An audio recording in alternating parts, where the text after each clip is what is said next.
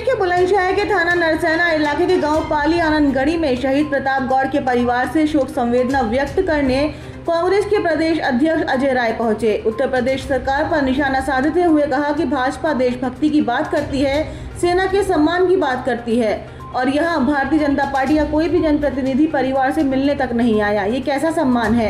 अजय राय ने कहा कि जम्मू कश्मीर में आतंकियों से लोहा लेते समय शहीद हुए प्रताप गौड़ के परिवार को अभी तक प्रदेश सरकार की तरफ से कोई भी सहायता राशि नहीं मिली है।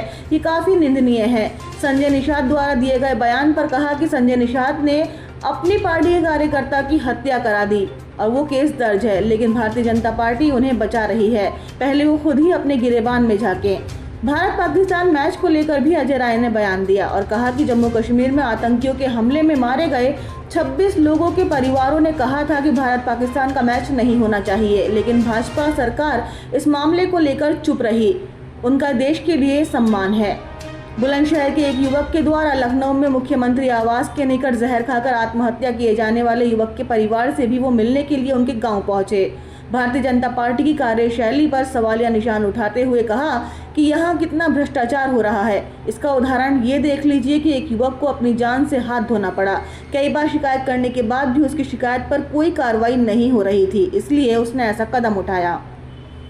आज बुलंदशहर मैं अपने बहादुर जाबाज साथी को यहाँ सैल्यूट करने आया हूँ, जो इस देश की खातिर अपनी कुर्बानी दिया है।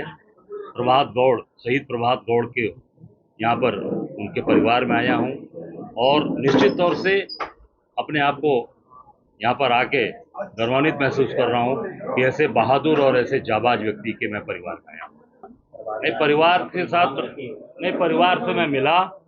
परिवार के लोग बहुत दुखी हैं कि सरकारी कोई सहयोग इनको नहीं मिला।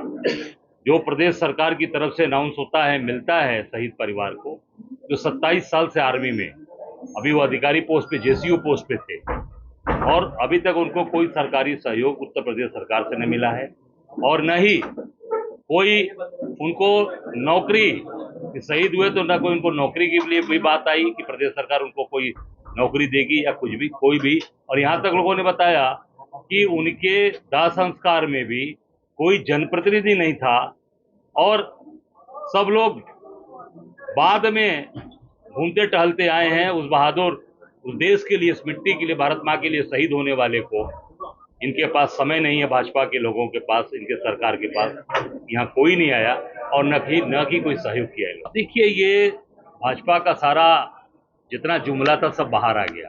देशभक्ति की बात केवल हवा में रह गई। अभी कल की घटना आप देख लीजिए, जो 26 लोग पहलगाम में शहीद हुए, उस परिवार के लोगों ने लगातार कहा कि जो हमारा विरोधी देश है, जिसके आतंकवादियों ने आके हमारे बच्चों को मारा, हमारे पतियों को मारा, हमारे भाइयों को मारा, उसके बाद भी उनकी पत्नी ने कहा, उनके भाइयों ने कहा कि हमारा भाई ला दो, उसके बाद भी इंडिया पाकिस्तान का मैच हुआ। तो ये राष्ट्रभक्ति केवल दिखावटी है भाजपा की और ये दोगला चरित्र है, दोहरा चरित्र है। इसकी जितनी भी निंदा की जाए कम है। ऐसे लोग जो निश्चित तौर से वो शहीद का सम्मान क्या करेंगे। वो शहीद को केवल और केवल ये जुमलेबाजी सरकार करती है, झूठ बोलती है और शहीदों का अपमान करती है। तो आज आया हूँ, इसीलिए आज आने का मेरा जो तात्पर्य है वो यही है कि शहीद का परिवार, शहीद का अपमान, उसके परिवार का अपमान, कुछ भी सरकारी अभी तो कोई घोषणा नहीं, कोई सरकार का मंत्री नहीं आया, कोई मंत्री नहीं आया सरकार का। आप सोच सकते हैं।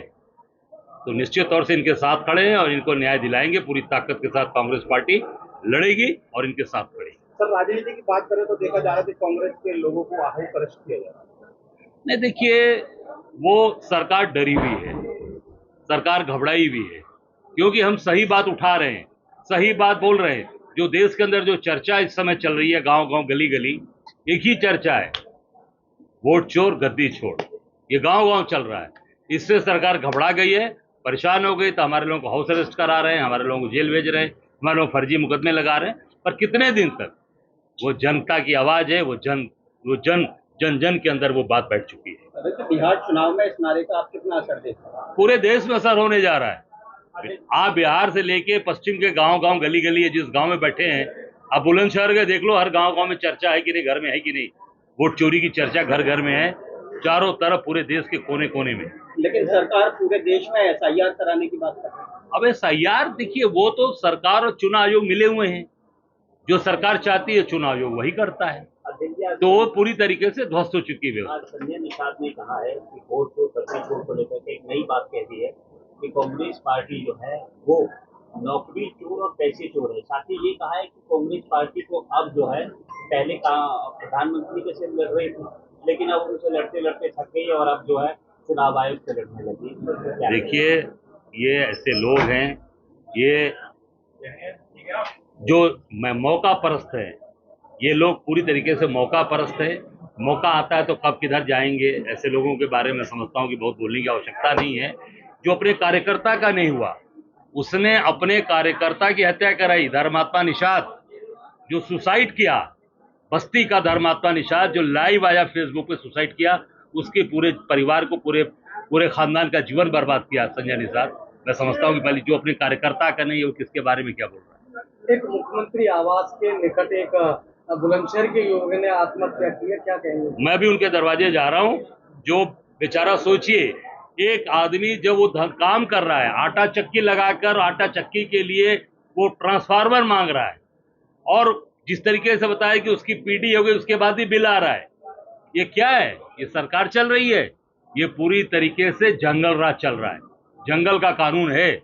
और इतना प्रताड़ित हो गया कि जाके लखनऊ में उस व्यक्ति ने सुसाइड किया। ये दुर्भाग्यपूर्ण है। अभी मैं उसी के दरवाजे जा रहा हूँ, वहां भी जाके शोक संवेदना प्रकट करूंगा और उस परिवार के साथ निश्चित तौर से हम लड़ाई लड़ेंगे, उसको न्याय दिलाएंगे।